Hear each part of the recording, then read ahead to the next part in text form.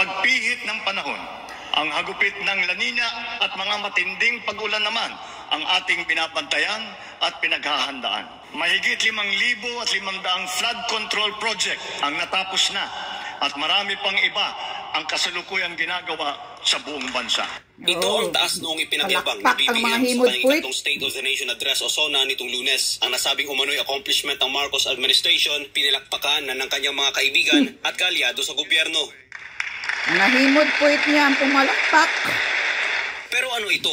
Bakit lubog sa tubig baha ang malaking parte ng Metro Manila? Hindi ba't iniyabang ni Marcos Jr. na umabot daw sa mahigit 5,000 flood control projects ang natapos at marami pa daw ang tinatapos base sa tala ng National Disaster Risk Reduction Management Council or NDRRMC. As of 8 a.m. July 25, araw ng Huwebes, umabot na sa halos 300 lugar mula sa halos lahat ng rehiyon sa bansa ang lubog sa tubig baha. Pinakamarami sa Region 3 na may mahigit 200 lugar ang binaha. Sumunod ang Mimaropa na may 34, Calabarzon 31, Barm 13, Region 9 na mayroong 9, habang ang Region 2 at Region 10 ay mayroong tig-iisang lugar na binaha. Kabilang ang Barangay Longos sa Malabon City sa mga nagtitiis dahil sa matinding pagbaha na dulot ng habagat na pinalakas pa ng Bagyong Karina.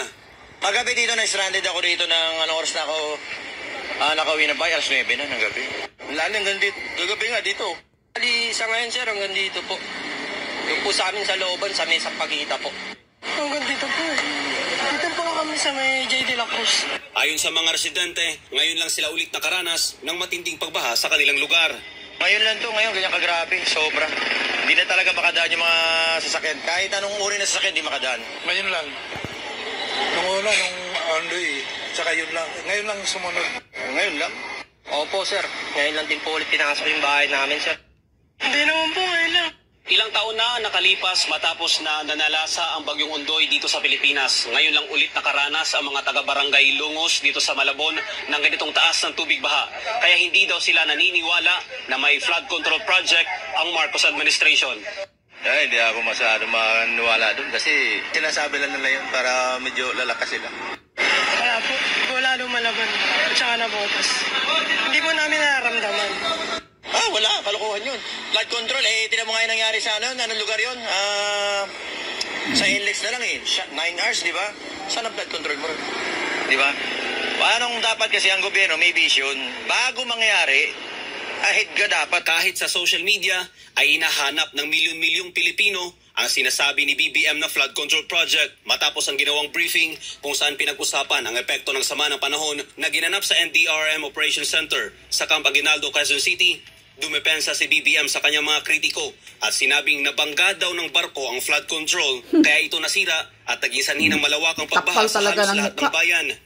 Nasira pa yung flood control natin. Binangga ng barko. Kapal ng mukha mo. Lahat ng bayan ay nasa nakalubog sa tubig. Sa Kalakhang, Maynila. Para sa Binangga ng barko ang flood control ni BBM. Kaya nasira. Ang galing-galing. Binangga ng barko. Napakagandang excuse mo, Marcos Jr. Kaya nasira ang flood control mo kasi binangga ng barko. Ang kapal ng mukha mo. Talagang ayaw mong aminin na yung mga pinagsasabi mo, pinagyayabang mo sa suna mo, ay puro kasinungalingan. Sabi pa nga ni Harry Roque at ni Glenn Chong, Attorney Glenn Chong, pocket control. Lahat na ipasok sa bulsa. Kasi yan ang paborito ng mga congressman. Project flood control na project. Yan ang paborito ng mga congressman. Kasi mapunta sa bulsa ang kwarta, ang project. Sabi ni Attorney Glenn Chong. Kinarma ka tuloy, Marcos Jr. Sa kasinungalingan mo. Super liar ka talagang presidente ka. Kaya, pag sabi mo kahapon sa suna mo, ng flood control mo na 5,500, ilang bilyunis kaya yun? Siguro umaabot ng yung narinig ko ba, parang umaabot ng 500 billion ata yun. Hindi sigurado kung ganun ang amount sa flood control project na to. Grabe. Nasaan napunta yung bilyon-bilyong project na to, tapos sa next day binaha.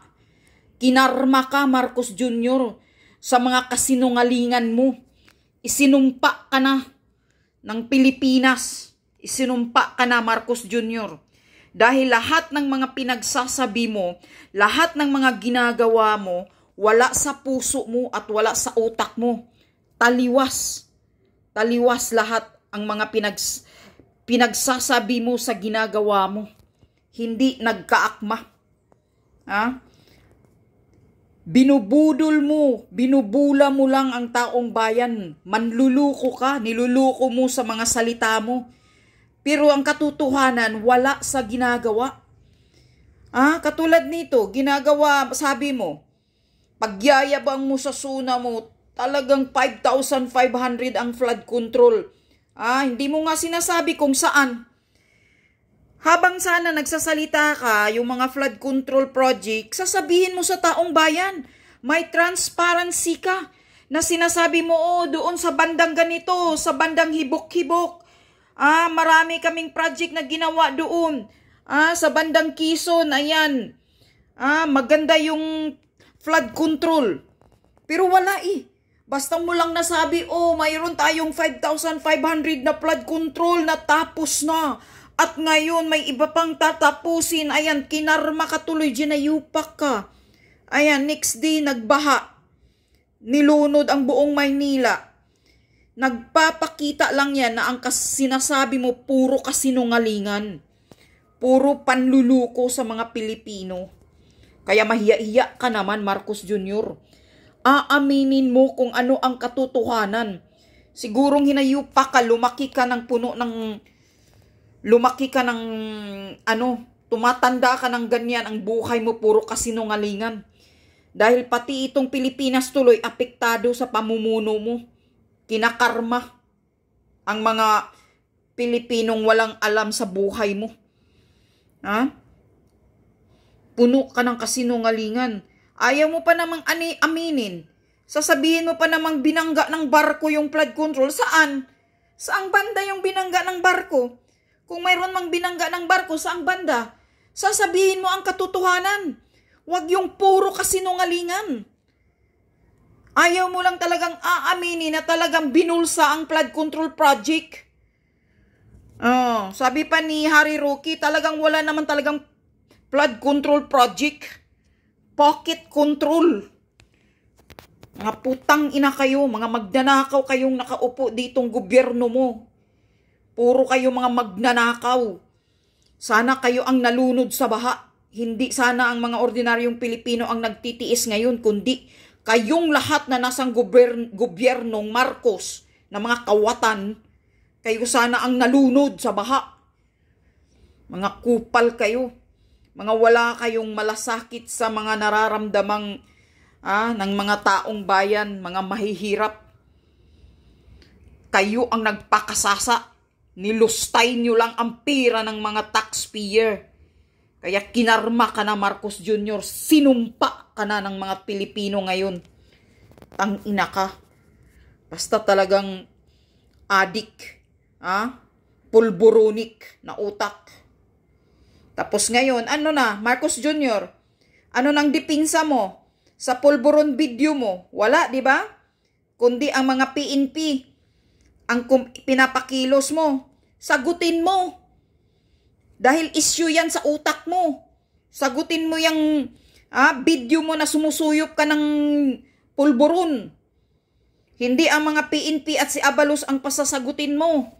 Ngayon ano daw? Buburahin daw, ipapabura daw ng PNP yung mga video. So, hindi nyo na mabubura. Ilang milyon ang nagkalat na sa buong mundo. Kahit nasa Malaysia, Singapore, lahat ng mga tao, sa Japan, lahat ng mga gobyerno doon nakakita na ng pulburon video mo. Bangag. Nagkalat ng milyon-milyon ang kumakalat yung video mo sa buong mundo. Kahit ano pang pagbubura nyo. Sira ka pa, baho pa sa tai yung Talagang sabi pa ng mga ibang taong kuminto doon sa ibang bansa, sus, record ng ama noon na talagang bulok. Bakit nakaupo pa itong anak na bulok din? Yan, gumagamit pala ng pulburon. Diyos ko po. Yan ba ang presidente? Kaya puro na lang kasinungalingan ang pinagsasabi mo. Ang akala mo maniniwala ang taong bayan sa'yo. Sana nga kayo ang nilunod at kayo ang nalunod at kayo ang natigok sa baha. Hindi itong mga ordinaryong Pilipino ang nasalanta sa baha. Kasi mga walang puso kayo. Ganyan, basta leader na walang puso, demonyo ang nasa puso, puro kasinungalingan ang pinapalabas na para sasabihin totoo, puro panluluko, kakarmahin talaga. Kakarmahin, kinakarma ka sa pinagyayabang mo sa suna mo, hinayupa ka. Suna mo wala namang laman, puro pangbubula. Walang hiya talaga itong gobyernong ito, puno ng mga kawatan. Walang transparency, puro lang ganito. Oh, ayan, may flood control kami. Saang banda? Wala. Walang maisabi kung saan. Kasi sabi pa ni Harry Roque, talaga namang wala talagang project. Mangyayari ba naman ganitong baha na umaabot sa tuktok ng mga kabahayan kung may projects ka ng flood control? Kundi kalukuhan, panggagago, walang hiya. Kapal ng mukha mo talaga, Marcos Jr. Ayaw mo pa talagang umamin.